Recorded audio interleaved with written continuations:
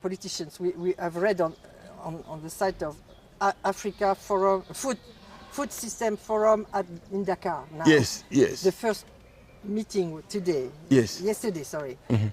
I've seen 12 presidents. Yes. This year is different, I think, from the previous, in this forum. Yes. Never so many presidents.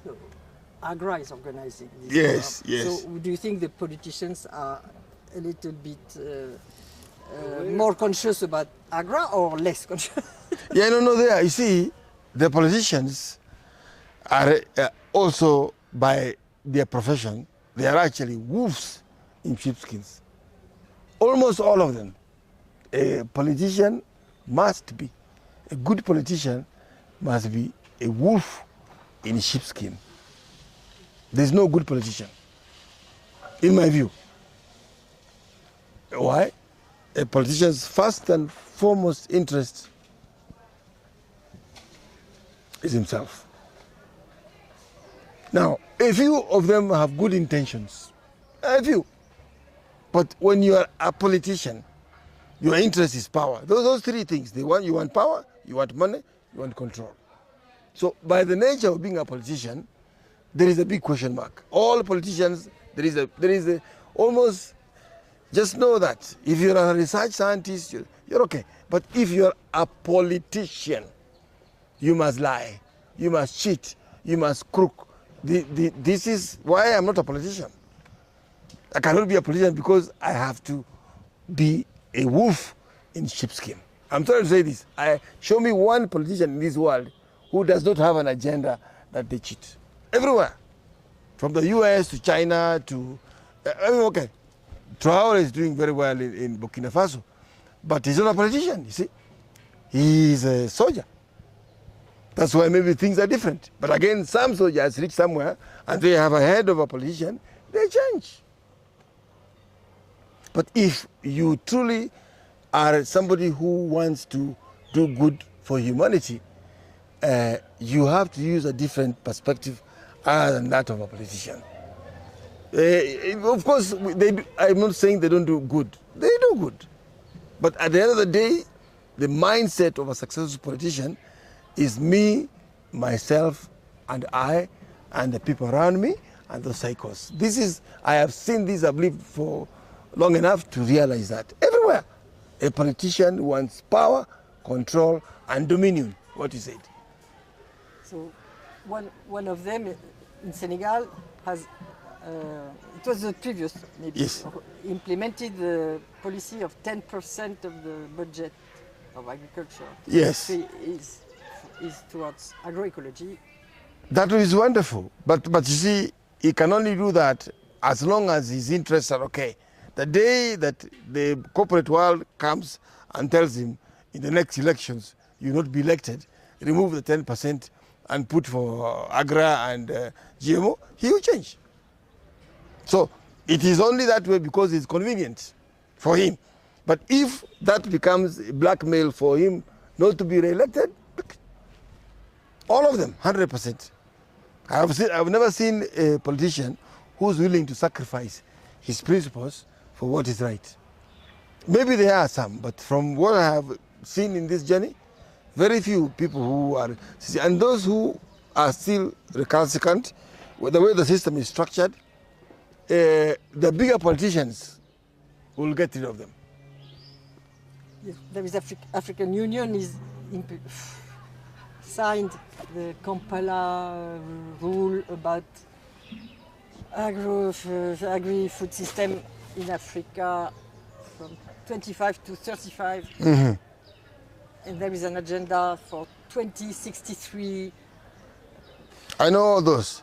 But you see, it's all paper.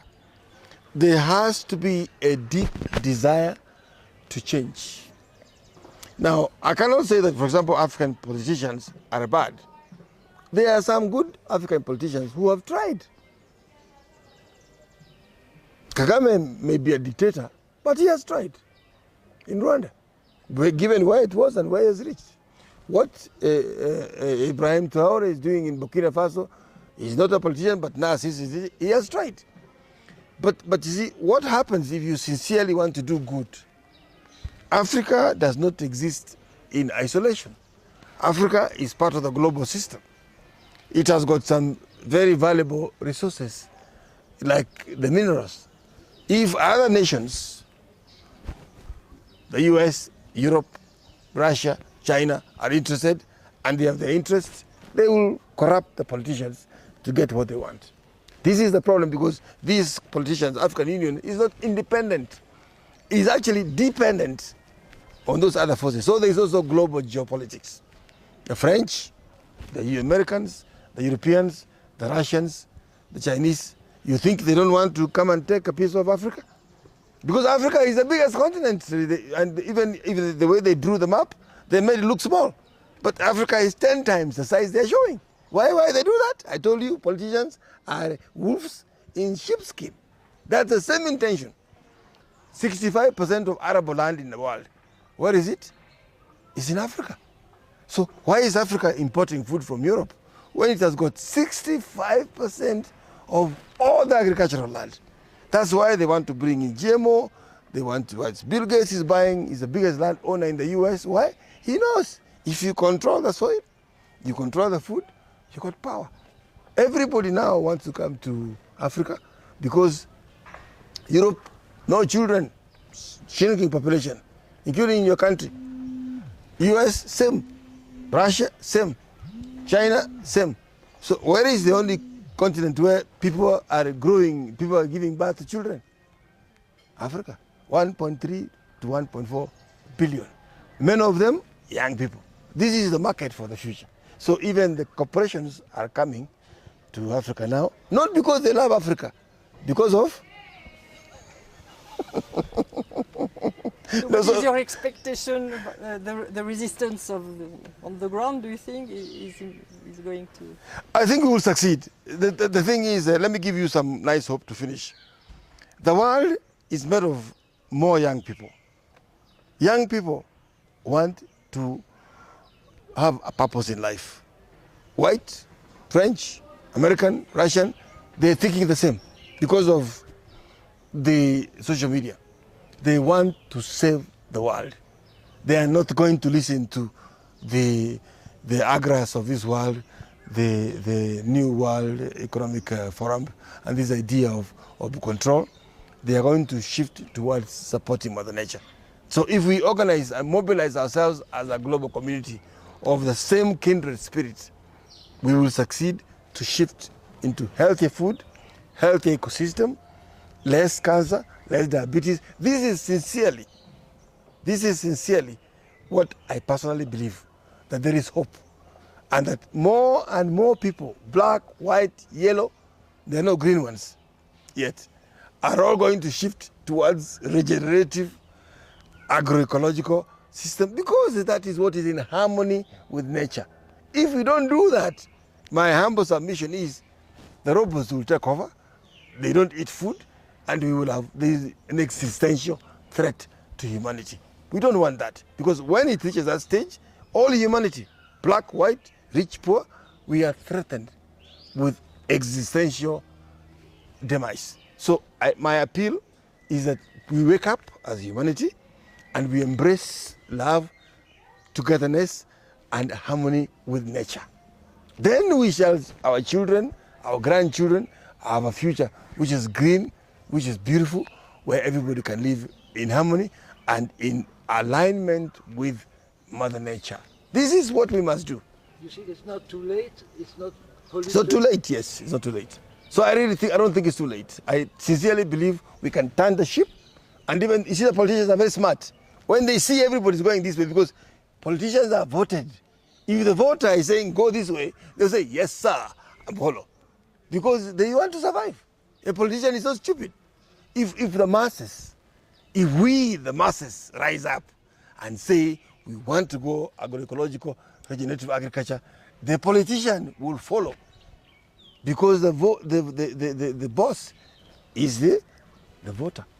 You know that even in France. The boss is the voter. And a good politician will follow the voter. Because you see, their interest is survival.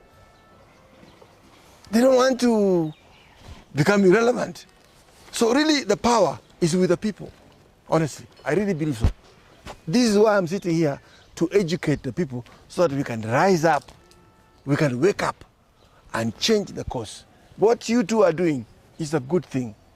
This is not a small thing you're doing.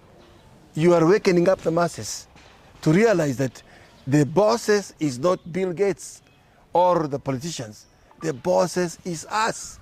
Black, white, yellow, all of us. We are the same people. We eat 3 meals, we poo-poo. The blood that comes out of me can save you, can save me. It's just that, like nature, we are different colors. One people, like Bob Marley sings. We are the same. We are humanity. One people. All of us. This is a beautiful thing. This is the message. Yo, Muslims, Catholics, no. This is just brotherhoods. We are all humanity. The blood of a Muslim is going to be the same blood the Jew will use when he is sick.